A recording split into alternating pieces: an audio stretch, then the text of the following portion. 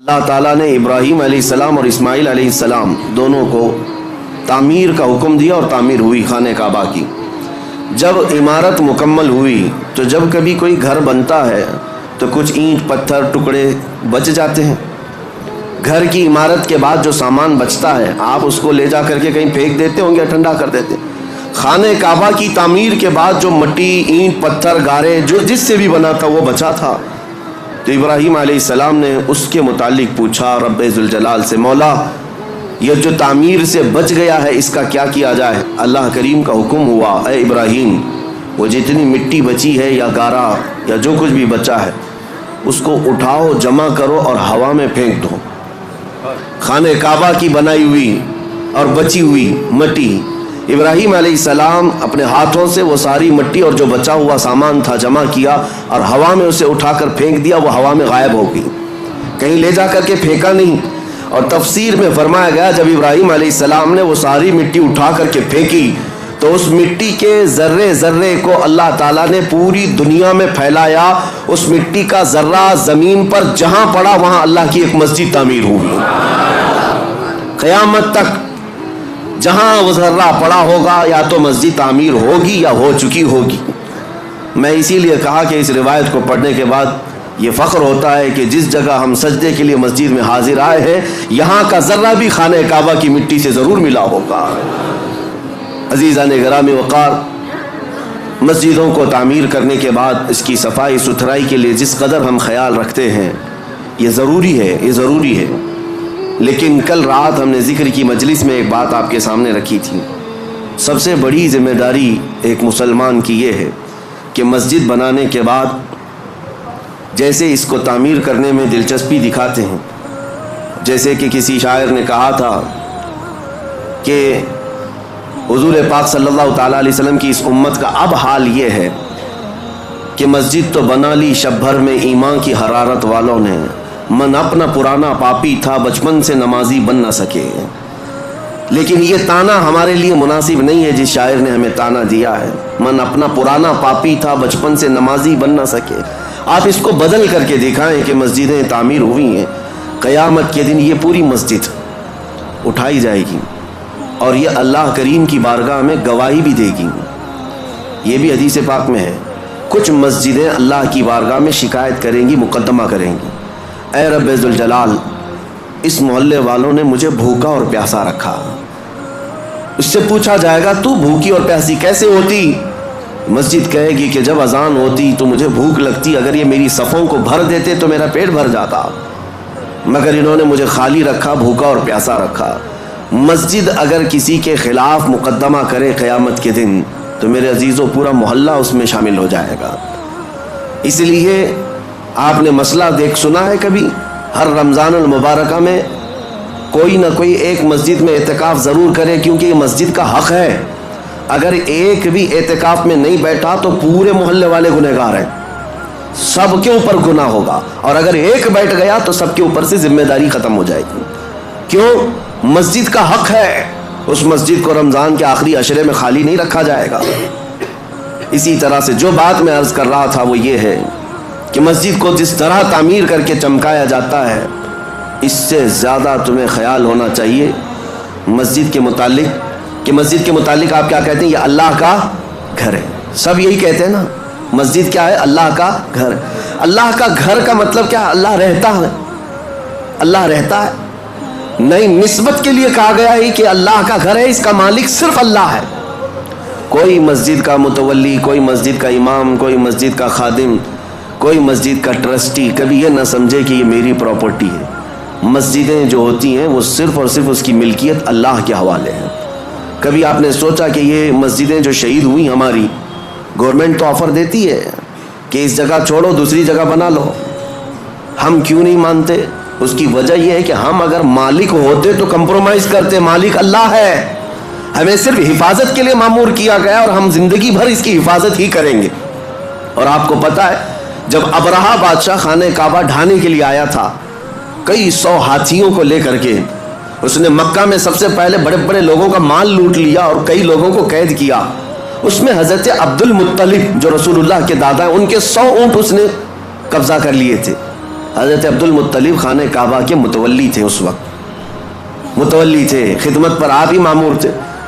تو خانہ کعبہ کو ختم کرنے کے لیے آیا تھا ابرہہ بادشاہ یمن سے کئی ہاتھیاں لے کر. حضرت عبد المطلب گئے بات کرنے کے لیے کہ میں بات کرتا ہوں. تو ابرہہ نے ان کو اجازت دی آنے کے لیے اپنے دربار میں. آئے، پوچھا اس نے کہ کیا معاملہ لے کر آیا ہو. حضرت عبد المطلب نے کہا میرے جو 100 اونٹ تم نے ہتھیائے ہیں وہ واپس کر دو، مجھے میرے اونٹ دے دو. وہ ہنسنے لگا کہ تجھ کو کس نے خانہ کعبہ کا متولی بنایا؟ تجھے پتہ نہیں میں یہاں کیوں آیا؟ میں آیا ہوں خانہ کعبہ کو ختم کرنے کے لیے اور تم بات کر رہے ہو اپنے اونٹوں کی. ہونا تو یہ چاہیے تھا کہ تم میرے سے بات کرتا کہ کعبے کو مت ڈھاؤ، کعبے کو مت برباد کرو. حضرت عبد المطلب نے مسکرا کر یہی جواب دیا تھا، اونٹوں کا مالک میں ہوں، اس سے سوال کرنے آیا. کعبے کا جو مالک ہے وہ خود ہی اس کی حفاظت کرے گا. اللہ کریم وہ حفاظت فرمائے گا، ہم تو اس کی خدمت پر مامور ہیں. عزیزان گرامی، یہی نظریہ مسجدوں کی دیکھ بھال کرنے والی انتظامیہ کے ذہن میں رہے کہ ہم مسجد کے مالک نہیں، مسجد کے خادم ہیں اور ہمیشہ رہیں گے. اور دوسری بات جو میں کہنے جا رہا تھا وہ یہ کہ جتنا اس کی عمارت کو چمکایا اس سے کئی زیادہ چمکانے کی جس چیز کو ضرورت ہے وہ کیا ہے. میں ایک لفظ آپ سے پوچھا کہ مسجد کو آپ کیا کہتے ہیں؟ اللہ کا گھر. مسجد اللہ کا گھر ہے. یہاں اگر آپ کے سامنے کوئی غلاظت لا کر کے ڈال دے، برداشت کریں گے آپ؟ کوئی مسجد کے فرش پر تھوک دے، اپنا رینٹ نکال کر ڈال دے، باہر کی غلاظت لا کر ڈال دے، آپ برداشت کریں گے؟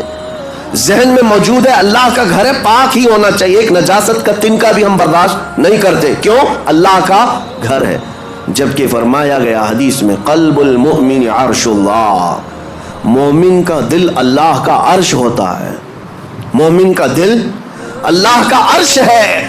جب مسجدوں کی فرشیاں صاف رکھتے ہو اس سے کئی زیادہ اپنے دل کو صاف رکھنے کی ضرورت ہے. جتنا اس کو چمکایا اس سے زیادہ اپنے دل کو چمکاؤ. جتنا اس کو صاف کیا ہے، زینت دیا ہے، اتنا ہی اپنے دل کو زینت دو.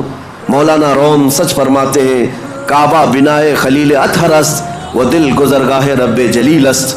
خانہ کعبہ ابراہیم علیہ السلام کی بنائی ہوئی عمارت کا نام ہے، لیکن دل رب ذوالجلال کی گزرگاہ کا نام ہے. یہاں رب ذوالجلال تمہارے قلب کی طرف نظر فرماتا ہے، اس لیے اس کو پاک رکھنا چاہیے.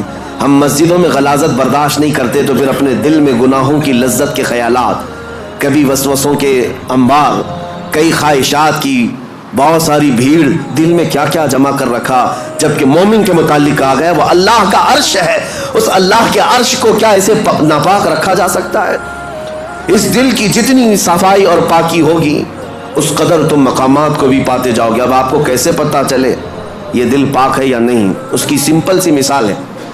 مسجد میں وضو کرنے کے لیے آتے ہیں، یہ نل لگے ہوئے ہیں وضو کے، ظاہر سی بات ہے اس کی ٹنکی تو کہیں لگی ہوگی، پانی کہیں جمع ہوتا ہوگا، وہیں سے تو نلوں میں آتا ہے. 10-12 نل لگائے ہوں گے وضو کے لیے. نل کھولو، کون سا پانی آتا ہے؟ جو ٹنکی میں ہوگا وہی آئے گا. اگر ٹنکی میں پاک صاف پانی رکھا ہوا ہے تو جو بھی نل کھولو پاک صاف پانی آئے گا. اور ٹنکی میں اگر نجس پانی ہے، میلا پانی ہے، تو کسی بھی نل کو کھولو میلا پانی نکلے گا. یہ مثال اس لیے میں دے رہا ہوں، اپنے دل کی ٹنکی کو سمجھ لو.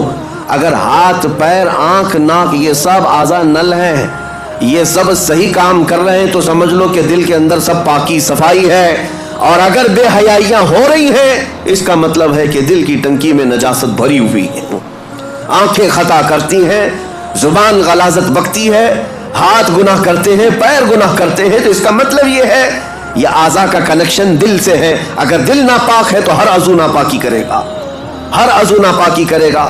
اسی لیے حدیث پاک میں میرے آقا صلی اللہ علیہ وسلم فرماتے ہیں الا وان فی الجسد مضغۃ اذا صلحت صلح الجسد كله واذا فسدت فسد الجسد كله الا وهي القلب. میرے آقا فرماتے ہیں آگاہ ہو جاؤ، تمہارے جسم میں گوشت کا ایک ٹکڑا ہے، اگر وہ صحیح ہو گیا تو سارے اعضاء، جسم کے سارے پارٹس صحیح ہو جائیں گے، اور اگر وہ بگڑ گیا تو سارے اعضاء بگڑ جائیں گے. وہ کیا ہے؟ حضور فرماتے ہیں وہ دل ہے، وہ تمہارا دل ہے. اسی لیے لقمان حکیم کے لیے حکم ہوا تھا، ایک بادشاہ نے کہا ایک بکری ذبح کرو، اس میں جو سب سے اچھی چیز ہے وہ لے آؤ.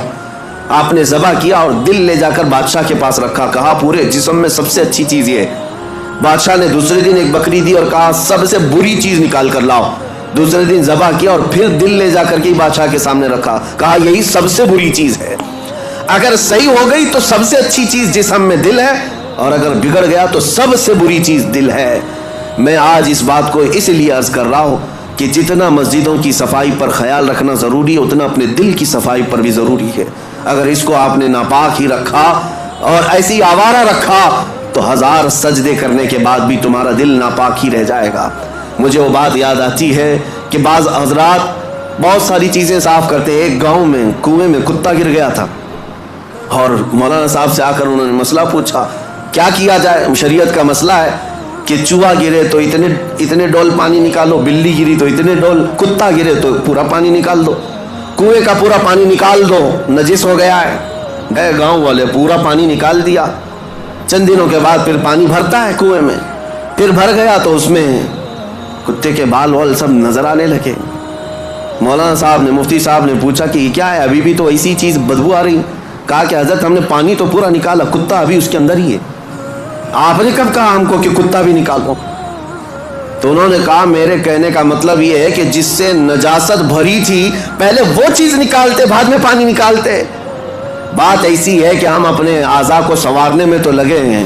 تم اپنے ہاتھ پیر, آنکھ اور ناک اور زبان کو سنوار تو لیتے ہو, لیکن دلوں کے اندر جو نجاست کا کتا مرا ہوا ہے, اس کتے کو جب تک نکالا نہ جائے گا بدبو ہمارے اعضاء سے آتی رہے گی.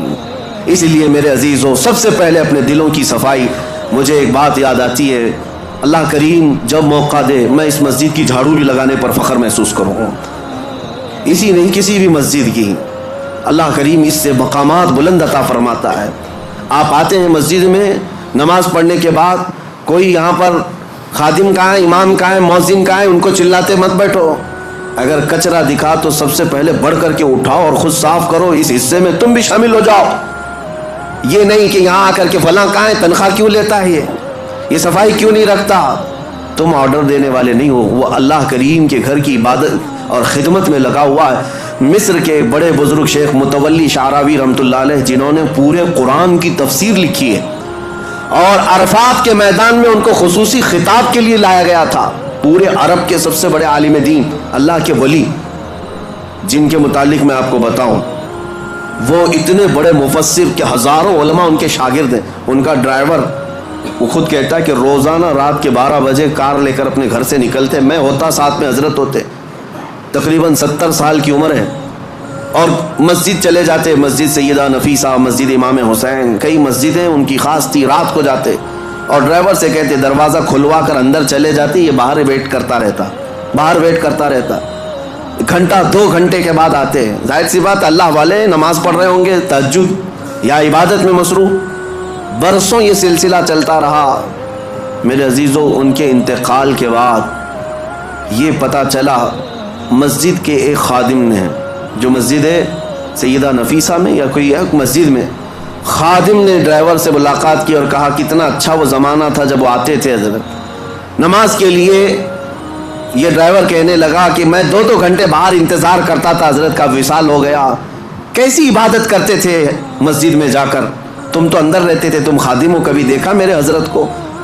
وہ خادم رونے لگا اور کہا ڈرائیور سے, وہ راز تھا میں بتا نہیں سکتا, لیکن اب ان کا انتقال ہوا, میں بتاتا ہوں. حضور تشریف لاتے رات کے 12 بجے, وہ عبادت کرنے کے لیے نہیں بلکہ سیدھے طہارت خانوں میں جاتے اور اپنے ہاتھوں سے سارے طہارت خانے دھوتے تھے, وضو خانے کو اپنے ہاتھوں سے صاف کرتے تھے, اپنے ہاتھوں سے سارے استنجا خانے صاف کرتے. کس عالم دین کی بات کر رہا ہوں جس کے ہزاروں شاگرد ہیں, پورے قرآن کی تفسیر لکھی ہے. اللہ کریم کے ایسے بزرگ ولی اپنے ہاتھ سے رات کے وقت پوری مسجد کے طہارت خانے صاف کرتے. اور پھر ایک دن میری نظر پڑی تو انہوں نے مجھے کچھ پیسے دی اور کہا زندگی بھر کسی کو بتانا مت, میں یہ صفائی اس لیے کرتا ہوں کہ مجھے میرے رحمان پر یقین ہے, اس کے گھر کو میں اپنے ہاتھ سے صاف کروں گا, میرے دل کو وہ صاف کرے گا, میرے دل کو وہ پاک کرے گا. اور اللہ نے ایسا پاک کیا کہ جب وہ بزرگ شیخ متولی شعراوی رحمۃ اللہ علیہ کے انتقال کا وقت آیا, میں آپ کو بتاؤں ہمارے اساتذہ موجود تھے جنہوں نے کہا سرانے کے پاس کئی علماء کھڑے تھے, وہ بستر پر لیٹے ہوئے تھے, اچانک آپ نے کہا کہ ہٹ جاؤ تم سب یہاں سے, سرانے کے پاس سے ہٹ جاؤ. وقت کے بڑے بڑے لوگ کھڑے تھے. اس کے بعد अचानक उंगली उठाई, कहा अशहदु अल्ला इलाहा इल्लल्लाह व अशहदु अन्नका रसूलुल्लाह। कलमा तैयबा इसे नहीं पढ़ते, अशहदु अन्ना मुहम्मदन रसूलुल्लाह। मैं गवाही देता हूँ कि अल्लाह के सिवा कोई माबूद नहीं, और गवाही देता हूँ मोहम्मद सल्लल्लाहु अलैहि वसल्लम अल्लाह के रसूल है। कलमा यही है, पढ़ते हुए दुनिया से जाए। लेकिन आपने आखिरी वक्त में उंगली उठाई और यूं कलमा पढ़ा, मैं गवाही देता हूँ कि अल्लाह के सिवा कोई माबूद नहीं, और मैं गवाही हूँ कि आप के रसूल हैं। ये उस वक्त बंदा कहता है जब रसूलुल्लाह को अपने सामने देख रहा हो। जब अपने सामने देख रहा हो तब ये कह सकता है अन्नका रसूलुल्लाह, आप अल्लाह के रसूल हैं। फिर उनका विसाल हुआ। उलमाए कराम कहते हैं कि हमने ऐसी मौत किसी की नहीं देखी जो उंगली उठाकर खुद रसूलुल्लाह को देख रहा हो और दुनिया से जा रहा हो। मेरे अजीजों, ये मकामात बुलंद उन्हें इन कामों की वजह से या इन निकियों की वजह से भी हो सकता है मिली हूँ। इसलिए आज इस मस्जिद पाक की जिन लोगों ने खिदमतें की हैं, अल्लाह उनके घरों को सजा और उनकी कब्रों को रोशन करे, और रब्ब जुल जलाल इस मस्जिद पाक को इश्क रसूल का मरकज़ बनाए। यहाँ से खुराफात ना हो, फितने ना हो, झगड़े फसादात ना हो, बल्कि मस्जिदों के मुतालिक हदीस पाक में एक बात आती है, इसलिए डर लगता है।